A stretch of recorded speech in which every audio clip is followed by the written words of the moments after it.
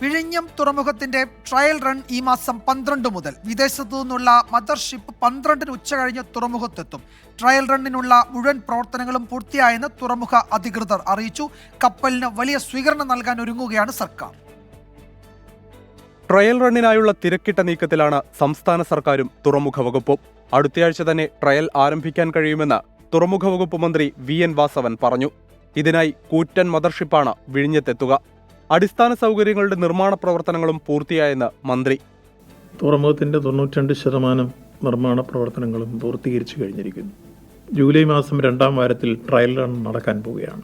അത് കഴിഞ്ഞാൽ ഈ വർഷാവസാനത്തോടുകൂടി കമ്മീഷൻ ചെയ്യും.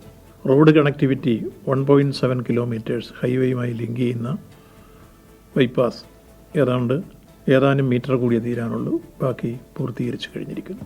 തുറമുഖം ദേശീയപാതയുമായി ബന്ധിപ്പിക്കുന്ന ബൈപ്പാസ് നിർമ്മാണം ഉടൻ പൂർത്തിയാക്കും. റെയിൽവേ തുരങ്കപാതയ്ക്ക് സ്ഥലമേറ്റെടുപ്പ് ആരംഭിച്ചു.